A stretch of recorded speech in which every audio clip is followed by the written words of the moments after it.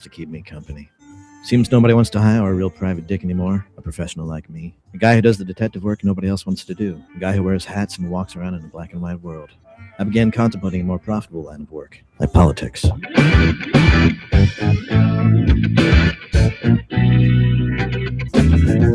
are the show you want to know. It's time to talk to you. All right, folks. Good morning and welcome to the Wednesday edition of the Joe Mangiacotti Show here on AM 830 WCRN Radio Central. Let's do some housekeeping. You can join the conversation for the next hour at 508-871-7000. That's 508-871-7000. Our text line, that's up and running at 617-297-8388. 617-297-8388. Text it like you would anyone else. It does appear on a screen here in the studio in real time. We try to work it into the conversation. And don't forget that the station does stream 24/7, like thousands of other radio stations do, to the TuneIn app, which means you can take us anywhere. And I love that feature. I use it all the time, every day.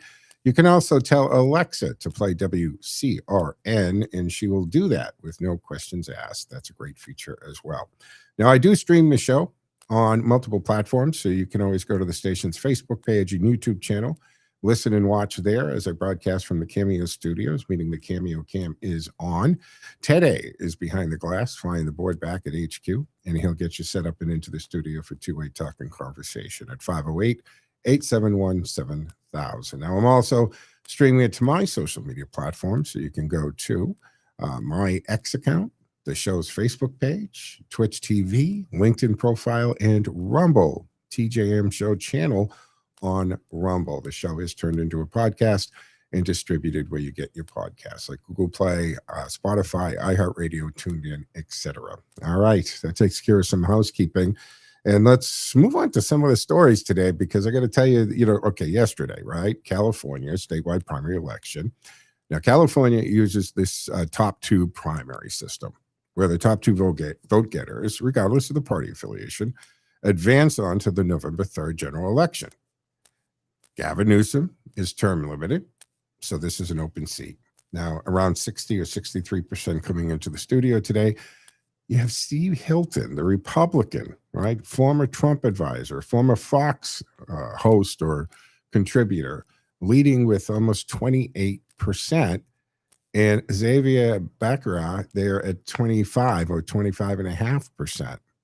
So, my friends, California, right, should be the easiest state in America to govern well. Think about what God gave. All right, God gave California geography. It gave it the Pacific Ocean, the beaches, the redwoods, mountains, deserts, farmlands, ports.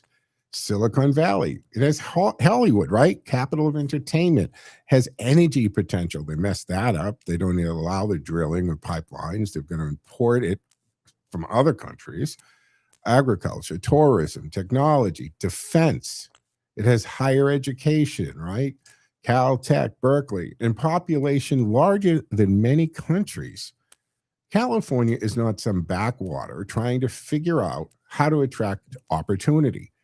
California in itself is opportunity. And yet somehow the political class in Sacramento and Los Angeles has taken one of the greatest pieces of real estate on planet Earth and turned it into a case study in one-party decline. California's economy is still enormous.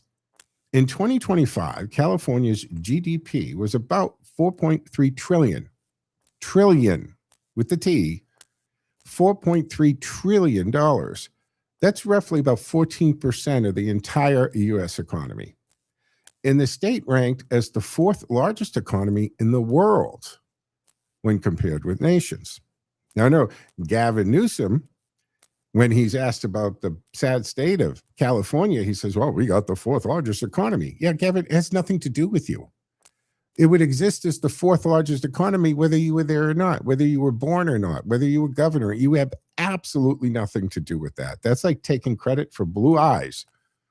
You have nothing to do with that. That means California is not just a state problem, California is a national problem. When California works, America benefits. When California breaks, America feels it. And that is what makes the decline so infuriating. Because this is not a state that failed because it lacked resources. It failed because it lacked restraint, accountability, balance, and of course, law and order and common sense. For decades, right, California has been dominated by one-party Democratic rule. The result is, well, predictable. When one party controls the machinery, as they do in Massachusetts, long enough, it stops governing and it starts ruling. Sounds familiar, right? Well, there is no serious competition, no meaningful fear of being fired. See, no corrective mechanism here. So, no humility. No one has to answer for bad policy because the same people who caused the mess run the next campaign. And of course, they promise to fix it. It's job security. And so the cycle continues. High taxes, high housing costs, homeless encampments, open air drug use. And then there's the whole nasty part of these encampments and the drug use, which it's the middle of the day. You know what people are stepping over and having to deal with there. Then there's retail theft and energy costs, huge water mismanagement. We'll get into that in a second with the mayor's race and the Palisades and all that. Sanctuary policies, which, again, I've said this, I can't count how many times I've talked about this. There is no such thing other than you just standing up in a room and saying we're a sanctuary city. There is no mechanism to opt out of federal law, folks. So that's just you violating your oath as a governor or a mayor, holding or tying the hands of the police behind their backs and not cooperating with ICE. But they have these sanctuary policies, which everybody was okay and totally violates the oath that they took when they took these various offices. And I mean from governor down to chiefs of police to city councils and the whole drill. Then you've got the businesses leaving, families leaving, middle-class Californians looking at Arizona, Nevada, Texas, Tennessee, Florida, Idaho, and saying, why am I still here? And if they can afford it, they make the arrangements. California actually lost population for the first time in its recorded history in 2020. The State Department of Finance reported a decline, right? 182,083 people. The first annual population loss since the state began collecting those estimates in 1900. So 120 years, California was the Mecca. California people just sought California. They headed west, my friend, whether it was for Silicon Valley or education, and then they stayed there, or it was to, break in and make it big in Hollywood, whatever the reason. Maybe they like to surf. Who knows? The point is, since 1900, have gone into that state, then have left that state. And it declined for the first time in 2020. And while the population later stabilized somewhat, the underlying problem has not disappeared. California is still a net domestic margin lost, or migration loss, rather. 216,000 people between 24 and last year. Meaning, more people moved out to other states than moved in from other states. That is not normal with California's natural advantages. That is not bad luck. That is due to policy. Now, here is the question. Why do Democratic voters keep voting for the same party that presides over this decline? Why? Right? You know the definition of insanity, right? Part of the answer is culture. Part of it is institutional. And part of it is media. Part of it is public sector unions. Part of it is the sheer size of the Democratic registration advantage. As of the 2026 primary registration numbers, Democrats made up 45% of California registered voters. That's a lot. Republicans, about 25%. In no party preference voters, they're at 27%. That's what we call, right, independent and so forth, or unenrolled. That is a huge structural advantage before a single ballot cast. But another part of the answer is Republican and conservative turnout. Do conservatives in California, did they just give up? We have this problem in Massachusetts to a degree, right? Look at what happened in New York. I think about 8 million people. Mamdani got in to be the mayor of New York because millions of people did not vote in that election. If we had some kind of rule that everybody had to vote, and this is hypothetical, folks. I know you can't compulse people to vote and all that. I'm saying, but if everybody just, grew up with the understanding that it's such a responsibility and privilege to be able to vote, so everybody took it as seriously as maybe you and I do, and everybody voted, what would our political landscape look like? Because I got to tell you, incumbents like low voter turnout. It's predictability. When it's a low voter turnout, that means just the real activists, the committed people who vote in every election are coming out, and because of their registration affiliation, party affiliation, and how they registered, and their voting history, and you can pretty much know who they're going to vote for, and you can almost predict the election based on that. But boy, incumbents hate high voter turnout, right? So when there's something on, say, a ballot question, or even in the presidential year, voter turnout inches up a little bit. It doesn't go to 90%, but it goes up. And then that presents unpredictability, and that scares the bejesus out of incumbents because they don't know what's going to happen, especially for those people who don't usually vote, and now they're a little frustrated or pissed off. So they're not allowed to talk. They're not allowed to say anything online. They're not allowed to even discuss it maybe with their spouse. So they just keep their mouths quiet. They go into the voting booth when they have that opportunity, and things change. So did conservatives and common sense voters in California just give up because it's stacked against them? Has that happened here in Massachusetts?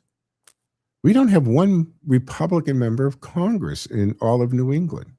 And now we'll get to Platner and Collins and so forth in Maine. So that is the question. Because if you live in a state where you believe your vote will not matter, eventually people stop showing up.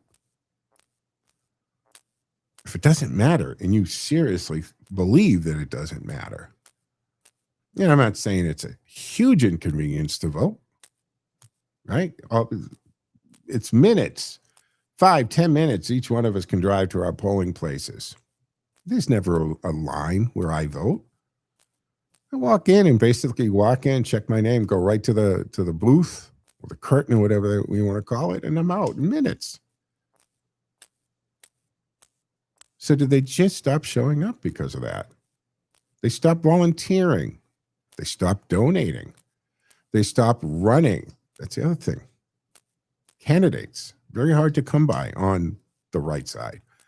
They stop fighting City Hall. And then the people who caused the decline, they can say, well, see, there are no Republicans here.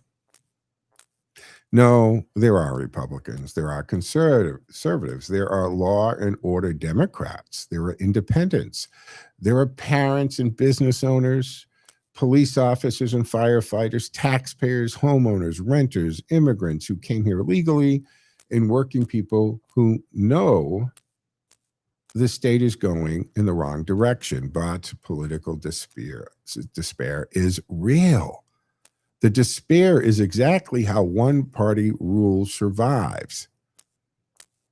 The machine does not need you to love it. It just needs you to believe it cannot be beaten. And that brings us to Gavin Newsom. Newsom is not the beginning of California's decline. He is the polished spokesman for it. He's what happens when style replaces substance. He speaks in the language of compassion, equity, not equality, right? Equity, climate, justice, and progress. But he lived the experience for too many Californians is disorder, unaffordability, insecurity, and managed decline. California under Newsom has tried to sell itself as the future. But for many working families, the future looks like a U-Haul headed east. And this matters nationally because California still has massive political power. It currently has 54 electoral votes, the largest block in the Electoral College. But the dominance is not guaranteed forever. California lost a congressional seat after the 2020 census for the first time in history. And population trends could cost it more representation after the 2030 census if current patterns do continue. Now, that is the political price of mismanagement. And now let's talk about California elections. Why does California take so long to count votes? When Florida can do it quickly, they count very quickly.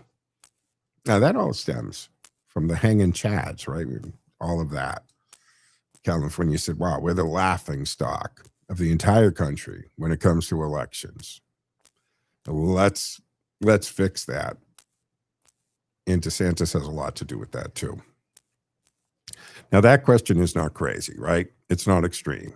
It's not anti-democracy.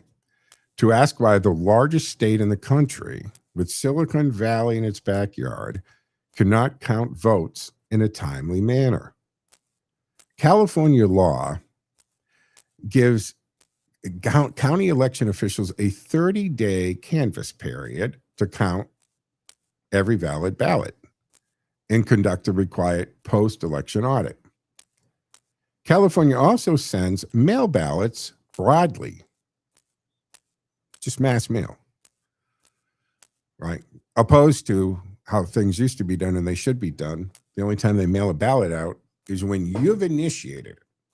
It should only be, I'm talking about how I think it should only be, how it used to be before the pandemic, how it used to be before the bastardization of the election system. If you were going to be out of town, or you're serving overseas, even if you have a medical issue that makes mobility difficult, you call your clerk's office and you ask for an absentee ballot. And they send the ballot directly to the address of you registered, sign it, witnessed, send back. They check the signature and they put it in the absentee ballot. But no. They just mail them out broadly. And they accept ballots postmarked by election day for days afterward. And has a labor-intensive signature verification process. Now, Florida, by contrast, requires faster receipt and reporting procedures, reports early voting and vote by mail totals quickly after polls close. There's not a lot of confidence when you see the votes and then they, oh, well, we got to count the absentee now, right? The ballots, and it changes the election. You know that undermines the trust factor.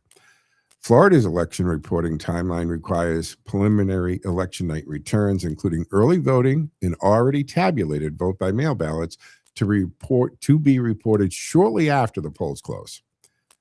So the official explanation is this: California prioritizes access and extended ballot processing. Florida prioritizes speed, deadlines, and fast reporting.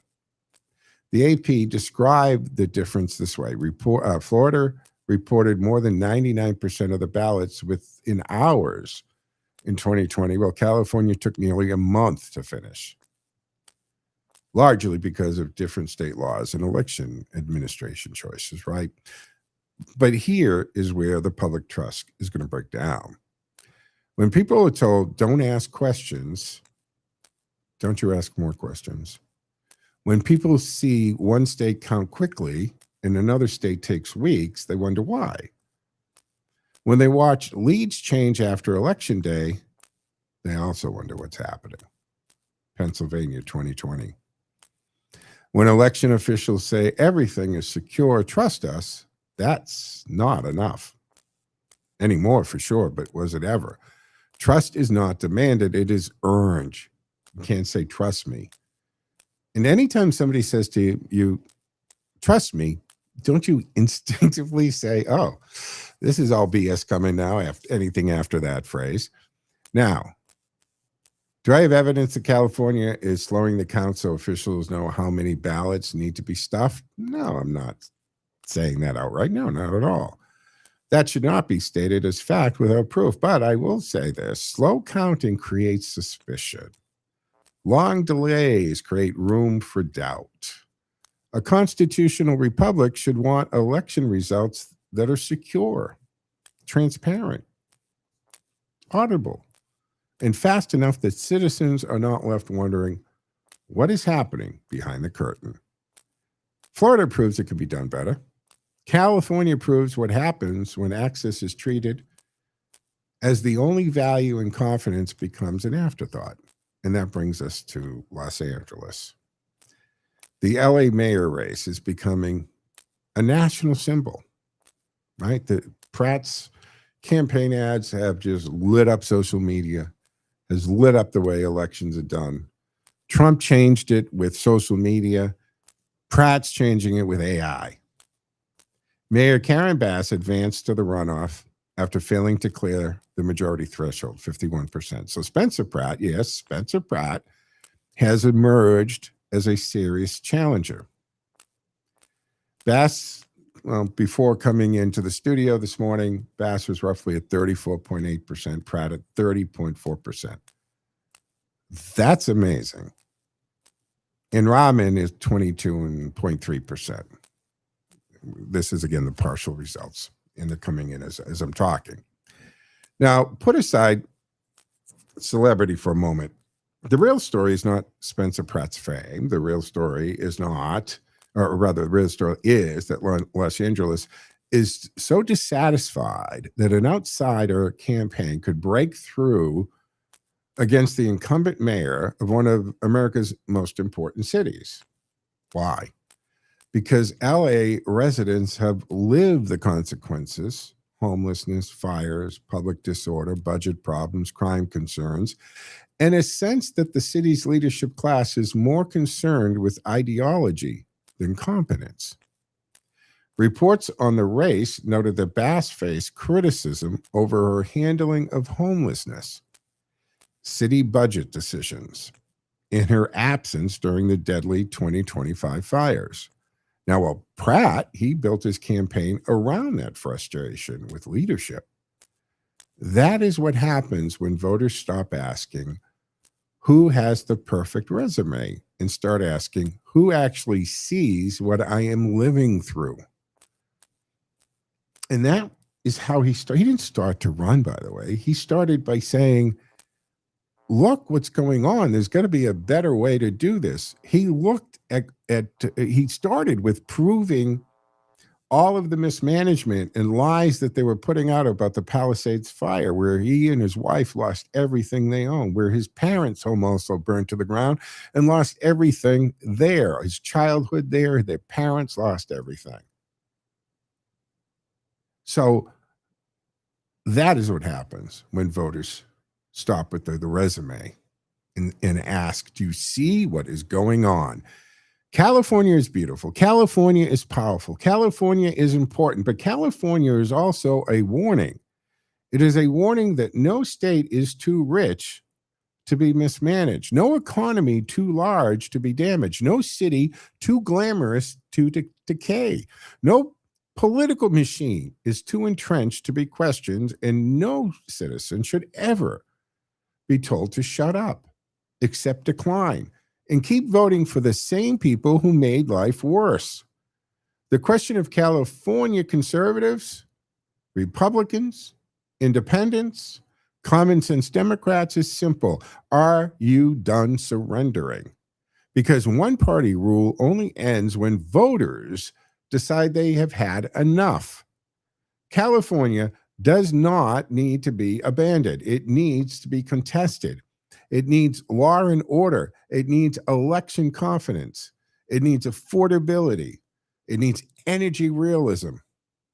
It needs school accountability. It needs business sanity. It needs leaders who understand that compassion without order becomes chaos, and freedom without responsibility becomes collapse. California is not a lost cause, but it is a state running out of excuses. And my friends, when paradise starts emptying out, maybe the problem is not the people leaving. Maybe the problem is the people governing. 508-871-7000 to join the conversation. 508-871-7000. Let's go to the phones real quick. Mark's waiting patiently before we have to take a break. Hey, good morning, Mark. What say you?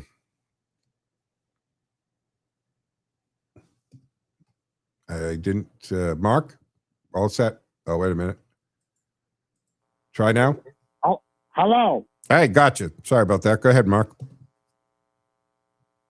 These overeducated knuckleheads, all right, and that's what they are, who are running England. They better wise the blank up and do it quick, because England is on the verge of a civil revolt. Mark my words, and look up what's going on in England, and they have their own George Floyd there, except he was white. And he was stabbed 5 times. Okay. Now Henry Nowak. the British police refused up until like 2 days ago to release the video film that shows the manner in which this man died in the negligence of the British police, and the British are up in arms, almost literally. Of course, they don't have the right to bear arms. If they did, they'd probably be an open revolt right now. Yeah, absolutely. Henry Nowak, I'm actually going to talk about him, Mark. It's because I agree with you. Thank you for the call. I appreciate it. Very frustrating. How about we dive into that topic after this break? But we're going to take our mid-show break here on the Wednesday edition of the Joe Mangiacotti Show on AM 830 WCRN. 508-871-7000. 508-871-7000. Lines are open and available. Talk to you on the other side, folks.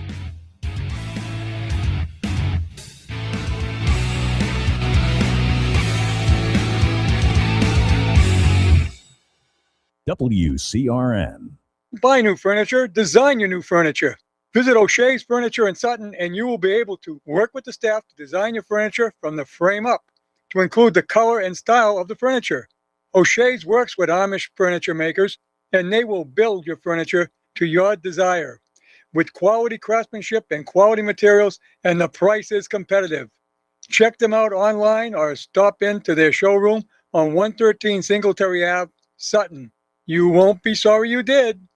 Lower temperatures often bring that little scraping and clawing sound in your ceilings and walls. You know the one.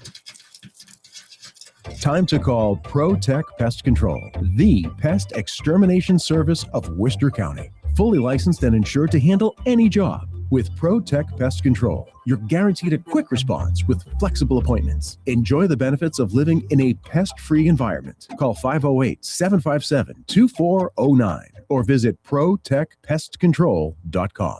The best Italian cuisine served by some of the nicest folks you'll ever meet is at Ziti's Italian Trattoria. It's fine Italian cooking at the Speedway Shopping Center, 290 Turnpike Road in Westboro. It's like sitting down with your family for an authentic home-cooked Italian meal. From intimate dinners to catering for events of all sizes. From pizzas and calzones to classic Italian dinners. Every meal at Ziti's is one you'll remember. Head on down to Ziti's, 290 Turnpike Road in Westboro. WCRN Radio is thrilled to bring back a legendary voice, and now you can help tell the stories. Paul Harvey captivated millions with his unique style and unmistakable voice. By sponsoring the rest of the story, your brand can become a part of this rich tradition, and it links your business with a program that people love and trust. So don't miss this unique opportunity to grow your business while becoming part of something truly special. For sponsorship details, just go to WCRNradio.com. All right, folks, welcome back here to the second half of the Wednesday morning edition of the Joe Mangiacotti Show at AM 830 WCRN. Reminding you, folks, that you can always join the conversation at 508-871-7000. That's 508-871-7000. Follow me on my social media platforms at Joe Mangi Show, M-A-N-G-I, Joe Mangi Show. And you can always go to Rumble if you want to watch past shows. You can always go to the station's playback link if you'd like to listen to today's show or any former show, or of course go to joemangishow.com and or just subscribe for the podcast version of it. So Mark brought up, going into the break, Henry Nowak. Now, this is another I can't breathe tragedy the media won't exploit the same way. You've heard the phrase I can't breathe before. It was weaponized for years after the George Floyd riots. Statues torn down, cities burned, defund the police, endless lectures about systemic racism. But now we have the tragic case of an 18-year-old, Henry Nowak, in Southampton, England, and the silence from the usual suspects is deafening. Now, I know it's England, and they have a different set of laws and court systems and all of that. But it's still a lesson, because to Mark's point, they are headed for a civil revolution. I have mentioned this multiple times in the last few months because I see this on my social media feeds, the stuff that's coming out. I've covered some of the absolutely ridiculous stories of arresting people, not even for posting their idea, but for liking or sharing it on a social media platform. So Henry Nowak, again, another I can't breathe tragedy, is coming out of England. And this is a horrific case. And it's Southampton, if that matters to you. 18-year-old University of Southampton student, described by the sentencing judges, much loved, kind, hardworking, and ambitious. The first in his family to attend university.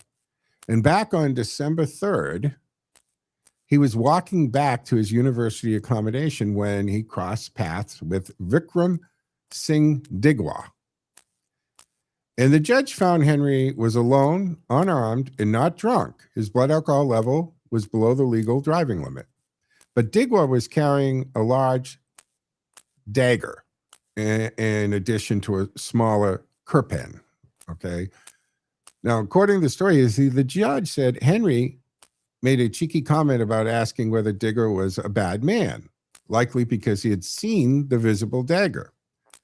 Digger then moved toward him, took Henry's phone, and during the struggle, deliberately stabbed Henry in the chest. That was a fatal wound. It punctured his lung and cut an important vein.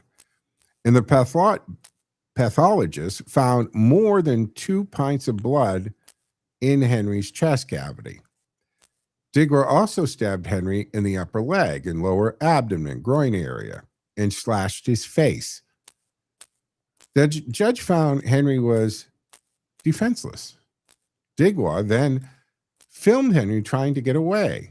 And according to the judge, he showed callous disregard while Henry was suffering on the ground, bleeding out in front of him. The outrage comes from what happened when the police arrived. Digwa falsely claimed Henry had racially abused him and assaulted him. And the judge in this case says, Henry said nothing racist and called Digwa's accusation one of many lies. Digwa and his brother repeated those lies to police while the murder weapon was removed from the scene. So police show up. Henry's on the ground, bleeding out, can barely breathe or talk as his chest cavity fills up with blood. And these jamokes say he made racial comments. And the police don't investigate. They don't even administer first aid or help. They slap cuffs on the kid on the ground because they've been so conditioned and they've gone so bizarro world over there that they just take that at face value. Now, I don't know how the laws work over there, but there's got to be reparations to those police officers. They certainly should never, ever be allowed to carry a badge again. According to Henry's father, Mark, Henry told officers he could not breathe 9 times and said he had been stabbed 4 times. A police officer reportedly responded and said, "I don't think you have, mate." You know, they talked there. "I don't think you have, mate." Henry was pulled across the gravel. His hands were forced behind his back. He was handcuffed, formally arrested for assault, read his rights. His father said that was the last thing Henry heard.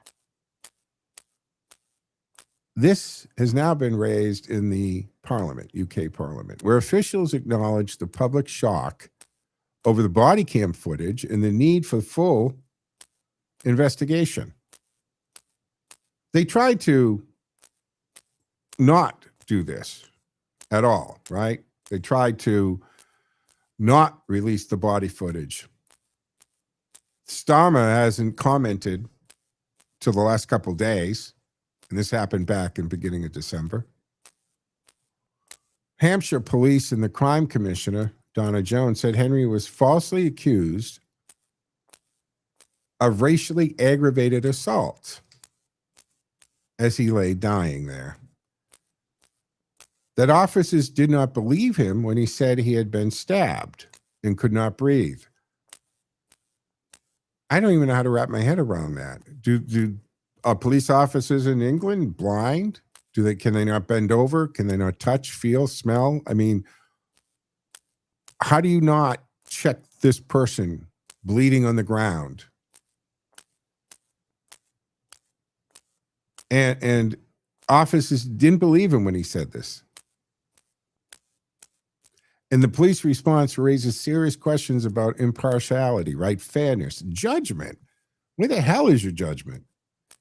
Hampshire and Isle of Wight Constabulary apologized and referred itself to the Independent Office of Police Conduct. Woo, good for you.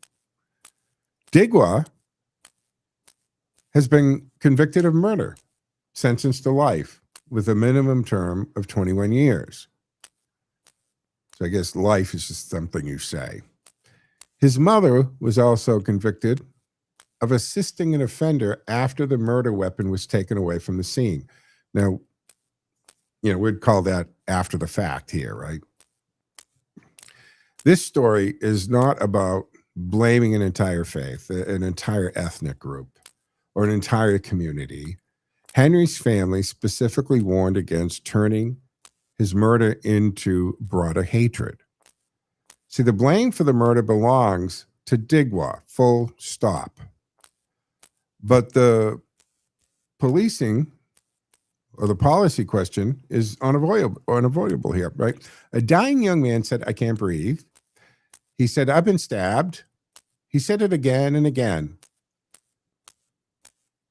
Go to my webpage, go to my Facebook page. I've shared the footage. It's there. You can watch it and listen to the police officers in real time at this body cam footage that they finally let out. He said it again and again. And the system treated him like a suspect because the police show up. Digwa says, "You assaulted me racially. That's all." Boom, boom. They didn't say, "Are you okay, mate?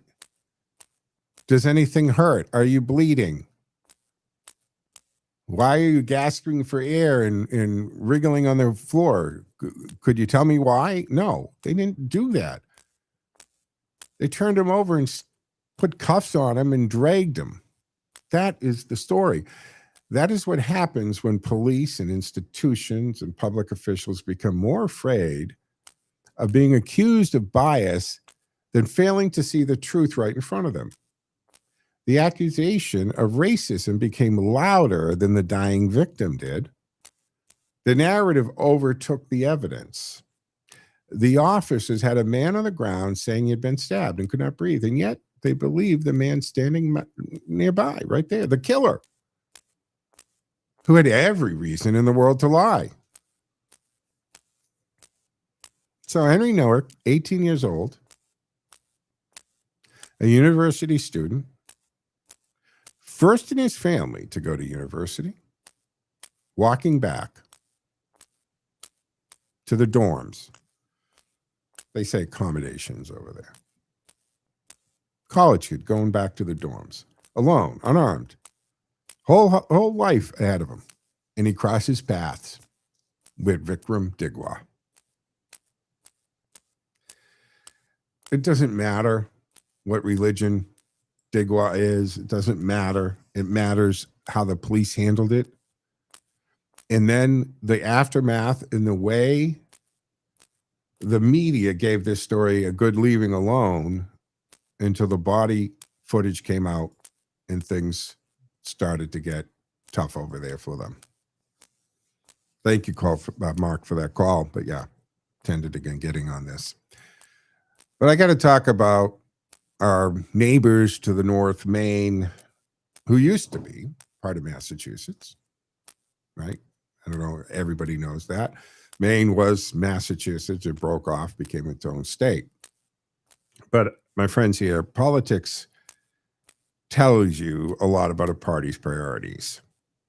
And not the slogans, not the campaign ads, not the polished little speeches about decency and democracy and character and protecting children. I mean, the real priorities, who they defend, who they excuse, who they fund, who they rally behind when the facts get ugly. And that brings us to Maine Democrat Graham Platner, right? Now, the National Review framed this perfectly. Democrats have tied themselves to Platner, and walking away now would mean admitting his critics were right all along. That is the political trap. Once the Democratic establishment decided this guy was their man against Susan Collins, they had no problem. Every new revelation became not just a Graham Platner problem, but a Democratic Party problem. And the revelations are not small, and they seem to keep coming. Platner is the progressive Democrat running for the Senate seat, U.S. Senate seat in Maine. Now, he's a Marine veteran, an oyster farmer. I mean, that's what he lists. It doesn't produce any income. He lives off his military disability pension.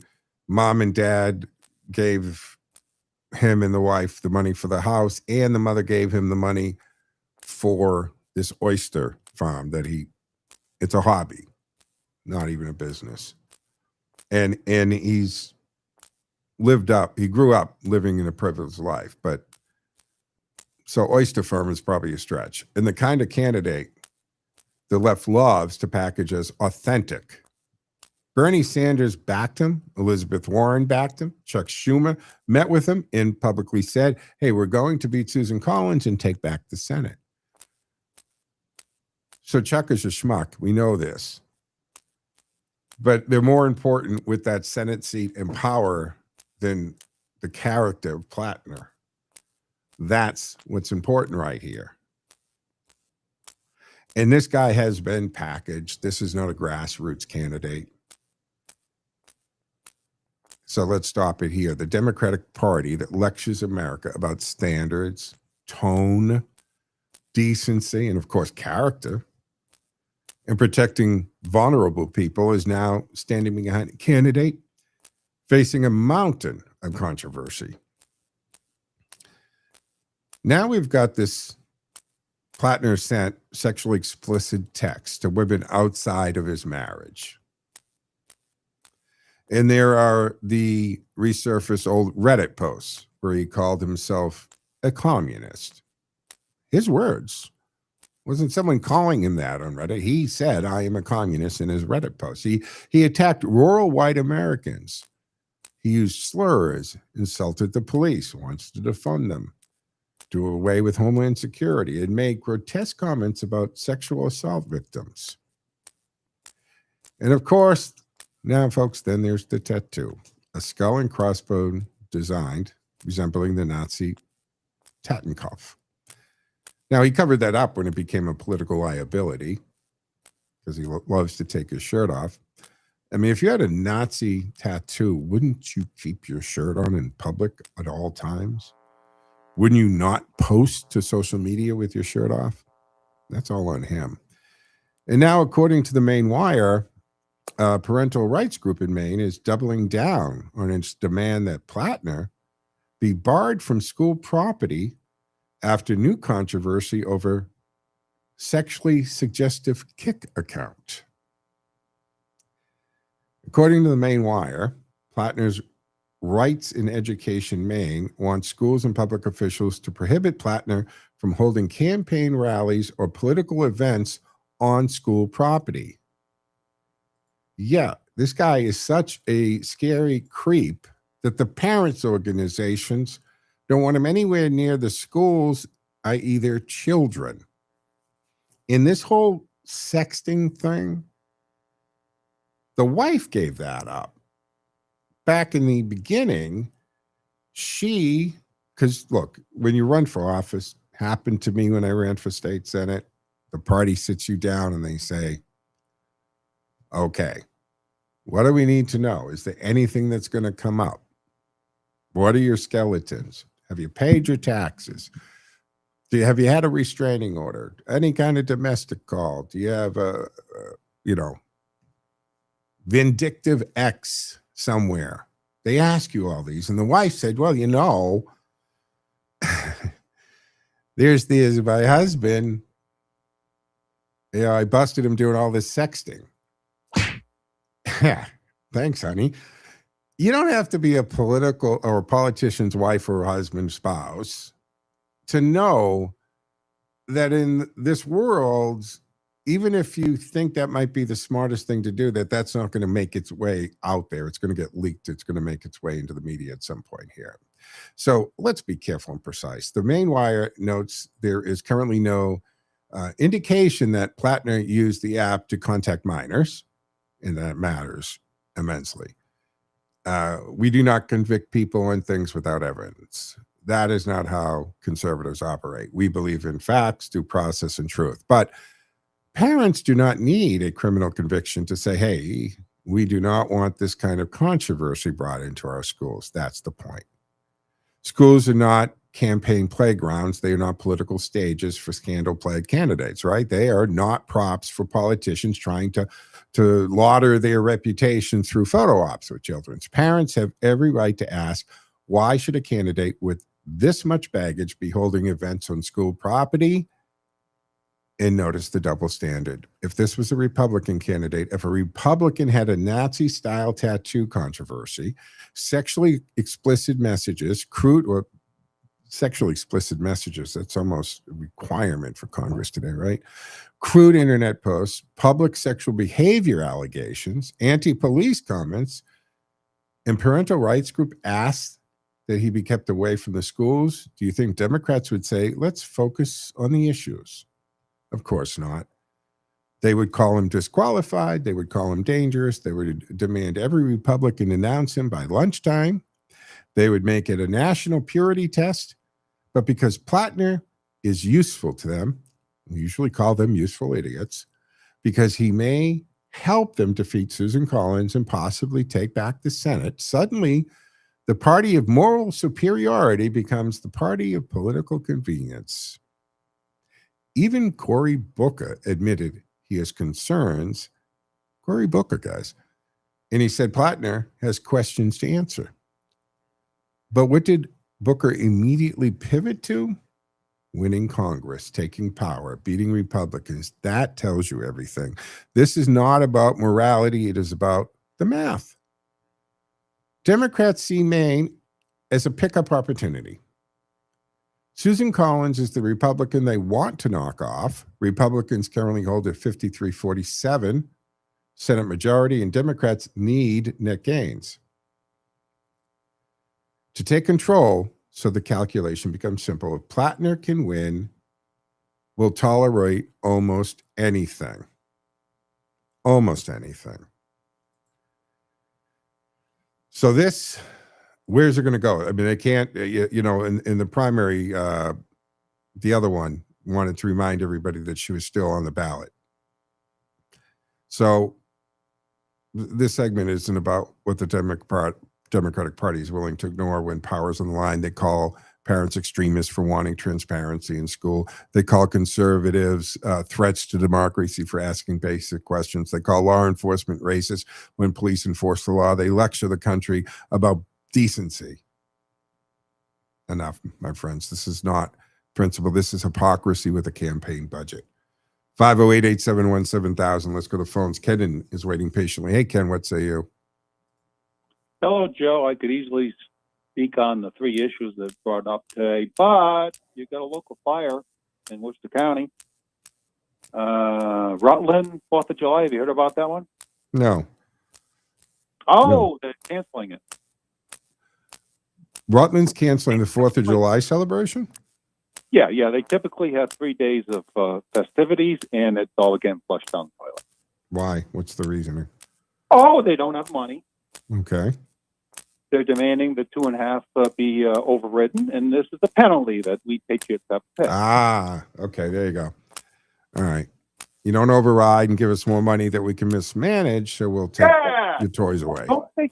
Don't they in your your relatives would call that extortion and sort of like what a mafia would do? It's totally. The Democratic Party works in the same principles, basically. Right.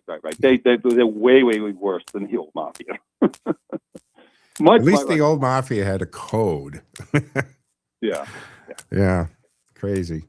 No, I didn't hear about that. But, you know, I mean, look, there's been a lot of communities that have legitimately had to forego or scale down because of budget concerns.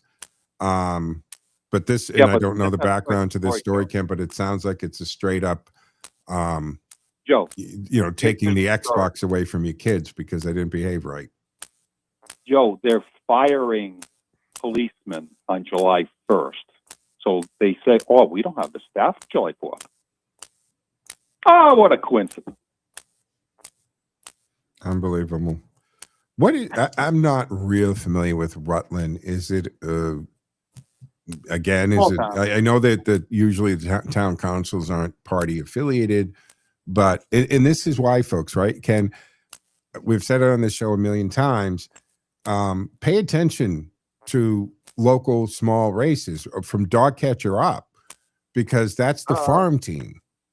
Today's selectman or city councilman is the state rep, and then could be the congressperson or senator 15, 20 years down the road. And so you common sense, middle of the road moderates, you need to get involved with the city and the town government. Otherwise, it becomes another fiefdom. Yeah, I mean, Joe, the bottom line is 60% nearly are independent. Now, are they phony Democrats? Or they're just too scared to point and look at a wild-eyed lefty and say, enough is enough. You got to stand up, folks. If Rutland's doing it, there are towns that are going to jump on doing this. They want to beat the you-know-what out of us of being patriots. It's that simple.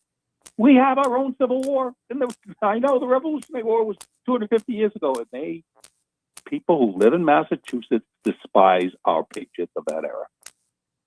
Yeah. That's reality. Yeah. It's amazing that in a little while ago, I was at a function, and I try to remember, it was in Boston somewhere, and I don't remember the venue. But I'm sitting at the table because there was a group of us that was representing Worcester area at the time. This is a few years ago before I moved out of Worcester. And I'm sitting there, and there's these two women, and they apparently were a couple, and they're chatting. And it stuck with me, Ken, because they're talking about that they live in Cambridge, so calling me surprised. They live in Cambridge, and they're talking about that the people who moved in I guess the next unit over or what have you. They had, and get this, they had the gall, the audacity, Ken, to put an American flag on their balcony. That's it. And they're talking, and they're like, they were totally appalled at this, that they can't believe that people like that have moved in next to them.